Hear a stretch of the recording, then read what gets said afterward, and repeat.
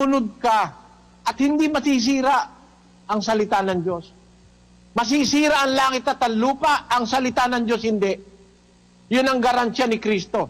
Langit at lupa'y lilipas, masisira, mawawasak. Ang salita ko'y hindi lilipas. Sabi ng Panginoong Hesus. Kaya, ibig sabihin, pagkasalita ng Diyos, makakapagtiwala ka eh. At tinan mo itong salitang ito. Ikaw ba naniniwala rito, Sis Luz?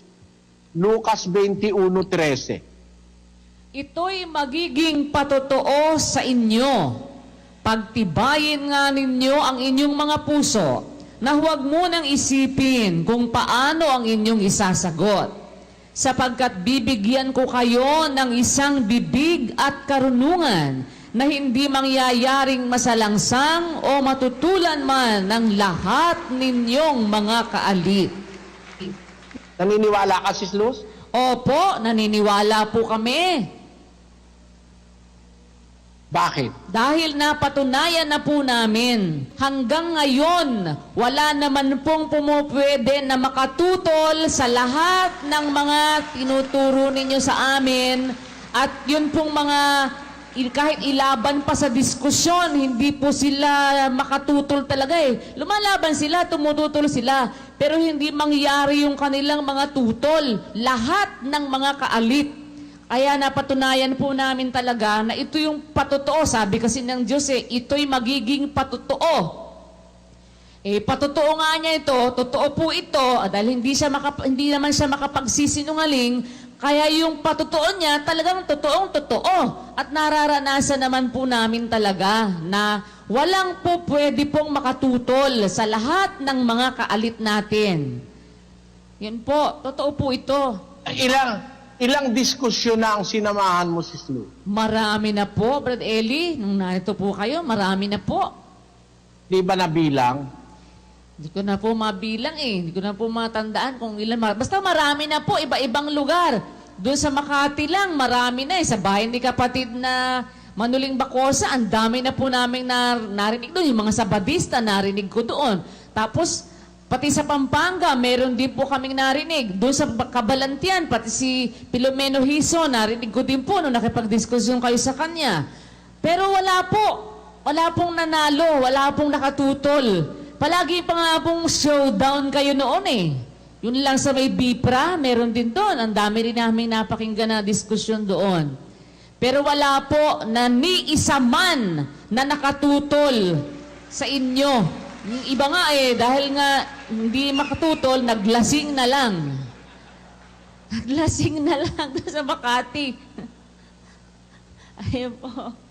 Yun nga, isa pa, yung sa Bicol naman, nakita namin yun, si Armando De Castro, na sumakay ng jeep kahit nakasabit lang, para makatakas lang, na huwag na kayong marinig.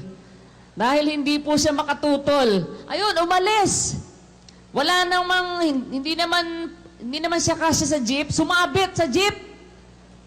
Para lang makaalis dahil hindi makatutol kay kapatid ni Eli. Napakarami na po naming nakitang pruweba ng katotohanan ng salita ng Diyos na yan, yung Lucas 21:13 hanggang 15. Napakarami na po. Talagang hindi sila uubra sa karunungang daladala, sa karunungang ibinigay ng Diyos kay kapatid na Eli. Kaya yung mga ngayon nagdudunong-dunungan at nangangahas na parang sila ang mas marunong pa. Nako, siya na kayo, tumigil kayo at hindi kayo uubra. Kung yung mas matagal na hindi uubra Yung mga nung araw pong mga batikan, hindi umubra kay kapatid na Eli. Kayo pa ngayon. Nako. Ano yan? Ayan po. Armando?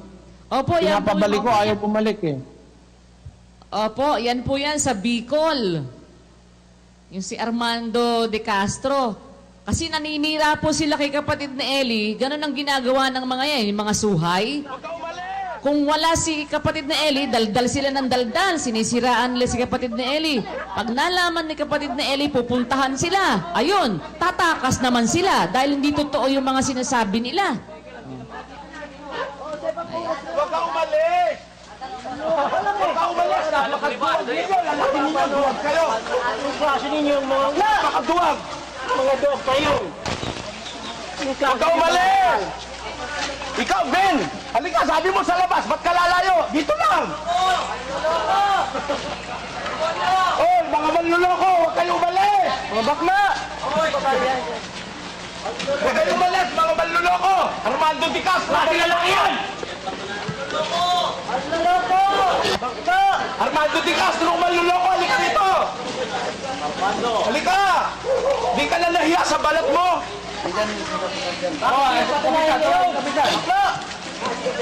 Ba't ganyan kayo?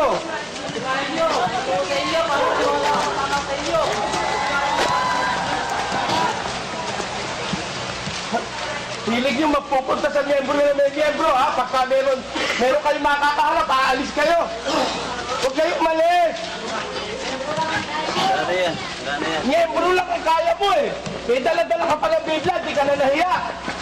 Halika, huwag ka umalis. Nako. Pagka miyembro lang, andyan kayo. Magpupunta-punta kayo. Pag may ministrong dumating, aalis kayo. Di ba kayo naiyak sa balat ninyo yan? Huwag kayo umalis. Dito tayo. Dito tayo. Sis. Oh, dito na lang. Dito na lang. Nga, kaya lang hindi nyo isinasaalang-alang pag wala kami. Hindi, ganun lang. Kung talagang alam nyo, Eh baka, pati sa Santa Maria niya, visit na ito eh. Ang ganda po. Puro bakla sinasabi. Brad, taga Santa Maria ako. Visit kayo. masasama sa iglesia yan. Mga manluloko yan. Kwenta sa banyan. Mga manluloko yung iglesia yan. Manluloko pala itong mga ito eh. Manlulusog pag kami hahanap. Aalis na. Hindi nila kaya Oo, mag-isip ka bago ka pumasok. Sa lahat ng buwan. Manluloko yan. Manluloko yan. Di ba kitang-kita mo ngayon, manluloko? Ayaw patunayan. Ayaw lang araw yan. Halaman yan. Ayaw lang. Ayaw tumating magtatanggol. Layos na. Okay. Baka sasama dyan. Manluloko yung mga yan.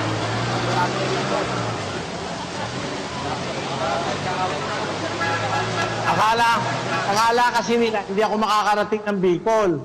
Eh, sabi ko sa mga kapatid, itakda nyo na kung kailan sila babalik, sabihin nyo sa akin. Eh, kasi minimission yung mga kapatid. Pag wala ako, kung ano-ano paninira sinasabi ron.